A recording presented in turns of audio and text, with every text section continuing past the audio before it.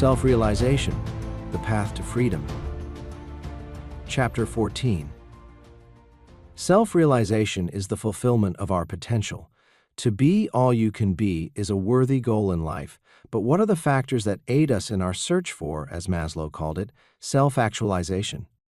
Carl Jung said, "Life is a battleground, and necessarily so." We all want an easy life full of love, of nice things, and little or no stress. However, we also want a life that has meaning, and that inevitably brings us challenges to learn and grow from. We have the capacity to deal with those circumstances. There are lessons to learn along the way. Our perception of our problems are inside us. So are the solutions. Our intention, our will, our capacity to make conscious, non-autonomic decisions, and our awareness are key players on this journey. Our intention to do something is insufficient to cause an action if it is not backed by our will. For example, we might decide we need to exercise more for our health. However, if that decision is not backed by our will to do it, then we won't follow through on our intention. A friend of mine used to say, "When I get the feeling that I should go to the gym, I lie down till the feeling goes away." How many intentions are proclaimed on New Year's Eve that never manifest? Why not? Because we have intentions, but they are not backed by our will. We have not applied meaning to that intention. We do not make decisions in our subconscious mind.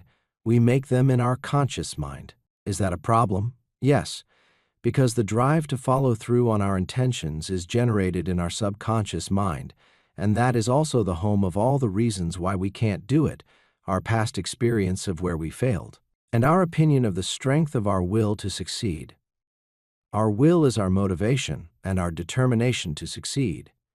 It can often come down to a pain versus pleasure equation. We might not want to get out of bed to go to work, but we know if we don't, we will pay a bigger price at the end of the month. Our intention is to have enough money to do the things we want to do, so our will gets us out of bed to achieve that goal. Work now has meaning for us. Self-realization begins with awareness. Awareness is being conscious of who we are and what we are doing. Our memories keep us in the past. Our imagination keeps us in the future. Our awareness keeps us in the present. Yes, all three are necessary. However, when the past is dragging us down and we are struggling to see a brighter future, we must realize that the past is gone, and we only need to take the lessons we learned from it with us, and not the negative feelings we have associated with them. Our imagination of our future will serve us best when we associate that part of our journey with the development of our character, our destiny, and the exposure of our I.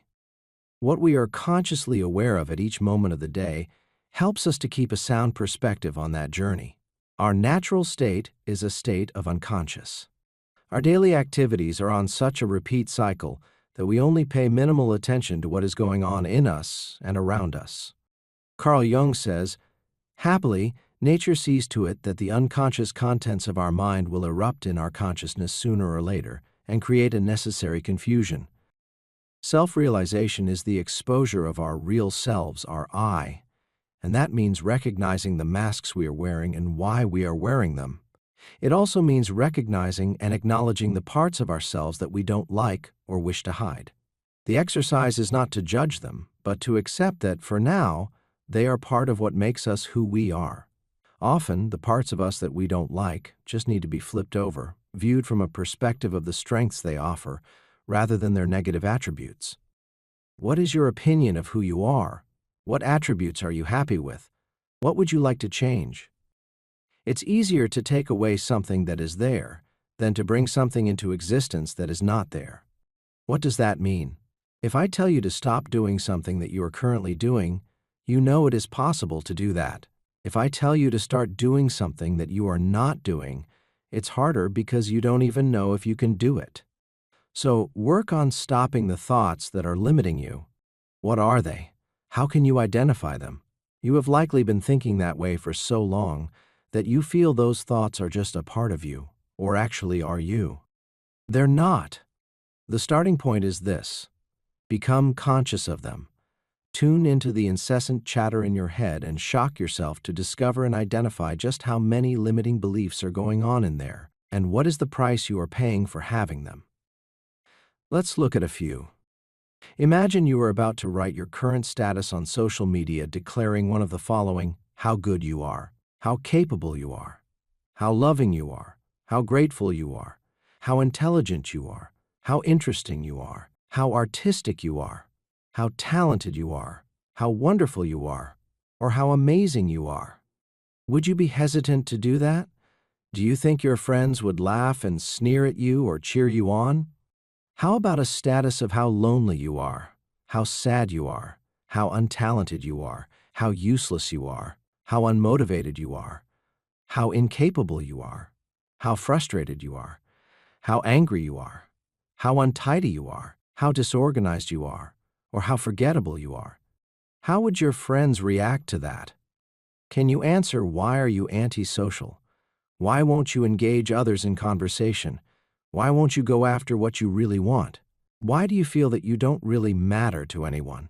Why don't you feel lovable? Why do you feel invisible in the company of others? Why do you feel unattractive and unappreciated? Would you struggle to declare what's really going on in your life? Do you have someone that you would feel comfortable talking with? Someone who you know would not judge you or belittle you for feeling the way you do?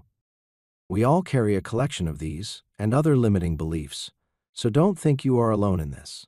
However, there are ways to overcome them, so be encouraged. Write out the limiting beliefs that you feel get in your way. This is for your eyes only, so be honest with yourself. When you write them out, leave a space between each one so you can fill in the belief you wish to replace it with. I know that you won't believe the new beliefs are you yet. Don't mind that. Write them anyway. Take your time. Also write beside each limiting belief, and your replacement ones too, what emotion each one brings up in you. This is a critical part of this process. It's your emotions that drive the actions and reactions in you, so know why you want to replace the beliefs you currently have for your new ones. You need to feel it. Yes, it will be uncomfortable as you go through this process, but also an amazing freedom to finally know you have a way forward. So now, once you become aware of a situation that brings up an old limiting belief, simply stop. Count backwards from 5 to 1, like the countdown for a rocket liftoff, and replace that thought with your new one. That 5 seconds is enough to stop the automatic negative thoughts in their track. There is a space between the stimuli and the action, and that is where you can find it and interrupt it. Don't worry if you miss it a few times. We all know what to do, we just don't always know how to make ourselves do it. Once you become aware that you have had that limiting thought, replace it with the new one. Over time, you will be amazed how your brain will choose your new powerful thoughts over your old limiting ones. Self-realization is the act of giving yourself unconditional positive regard. Acknowledging where you are right now, accepting what you see as the good and the bad inside you. Not pushing down the negative emotions, like pushing down the balloon we spoke about in Chapter 6, but exposing them to your conscious mind and reevaluating them, examining them for what they are. If you have already examined the voices in your head from Chapter 10, you have done a good deal of this work already. Consider how to grow through them, learn from them, and be at peace with them. Then set your intent to improve them. A river runs smooth when it is allowed to flow without obstruction. When there are rocks in the river, it creates rapids and falls and currents that disrupt the natural flow. Our peace is the river. Those dark thoughts are the rocks.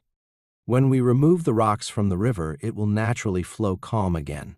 We can ignore the rocks or pray that they go away. We can meditate, visualize, or wish for calm water. But until those rocks are consciously removed, we will not get the results we want. We start by taking ownership of those rocks.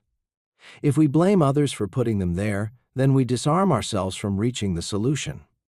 This is a vital part of uncovering our I, our real selves, and our destiny. This is an exercise of searching inside ourselves, discovering and acknowledging that we have dark parts in us. Everybody does. What measurement are we using? Are we comparing ourselves to others and then making a judgment based on our conclusions? This is not a search to judge ourselves or be critical of ourselves.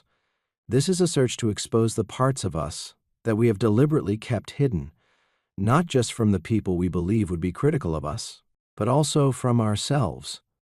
Embracing the present moment, in other words, being aware in that moment, entails recognizing your current state without judgment. It means acknowledging both the admirable qualities and the imperfections within you. Rather than suppressing negative emotions, it involves accepting that their existence is a natural part of being human. By working to understand them, you can create a space for growth and healing. This self-awareness fosters authenticity and resilience. It allows you to navigate life's challenges with a balanced perspective, fostering inner harmony and enabling you to address issues constructively. Accepting that your current reality includes flaws and feelings that you might not feel comfortable with, and working to resolve them, is a crucial step towards personal development and lasting contentment. This is the path to finding your freedom. Quote, "Peace cannot be kept by force. It can only be achieved by understanding." Albert Einstein.